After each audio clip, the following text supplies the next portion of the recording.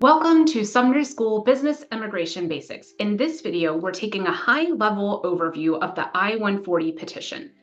Within this context, within the PERM-based, employment-based green card process or context, when you are ready to file the I-140 petition, that means you already have the labor certification, also called the Form 9089, approved by Department of Labor. That means you've been through this process that has taken months or likely a year plus to obtain the prevailing wage determination, go through the recruitment steps that are required, review any applications or resumes received, filed the 9089 online, and you finally have it certified. Congratulations! When you are ready to file the I-140 petition, it's important to remember that the 9089, that approved labor certification, is going to be valid for 180 days. That means that we have to file the I-140 petition with that labor certification within that 180-day window. We cannot wait until after that labor certification expires because then it's no longer valid. There are three major things that we have to prove when we are filing an I-140 petition. First, that a position is available for the beneficiary, which is the foreign national. To establish that, we typically just submit a letter from the employer, also known as the petitioner, the employer who is sponsoring this whole process. We submit a letter from them. The second thing that we have to prove is that the beneficiary meets the requirements for the position as outlined on the 9089. So the 9089 requirements will come from the prevailing wage form, which is, it all ties together. That's why it's so important to get that right at the beginning.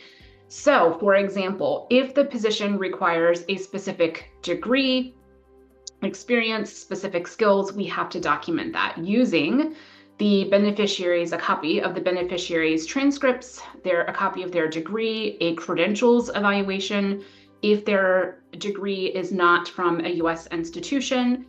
For the experience, that's typically letters of experience from previous employers. Those letters really need to be on letterhead. In most situations, they need to specify the job title, the dates of employment, specific dates of employment, any specific skills that were used, and they need to have a clear job description.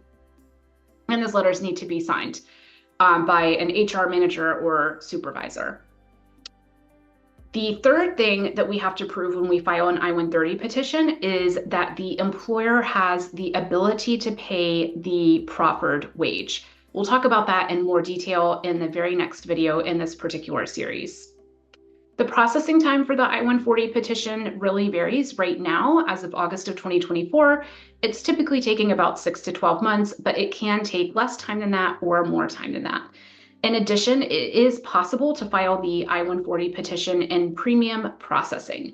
That means that if you pay an additional fee, currently $2,805 to the US government, they will make a decision on the case or issue a request for evidence within 15 business days.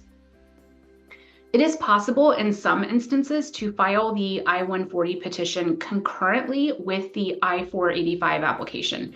Remember from our earlier videos that the I-485 application pertains to stage 3 of the 3 major stages in this green card process.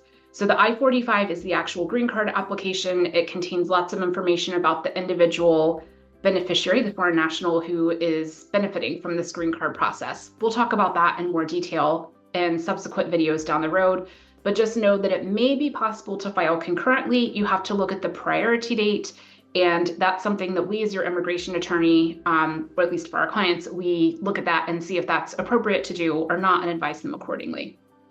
I hope that you have found this video helpful. I hope that you will join us for our next video, which will be on how an employer can document the ability to pay for an I-140 petition.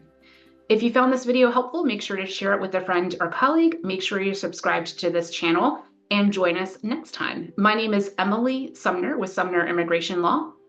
We assist clients from all throughout the United States and around the world with employment-based and family-based immigration matters. I'll catch you next time.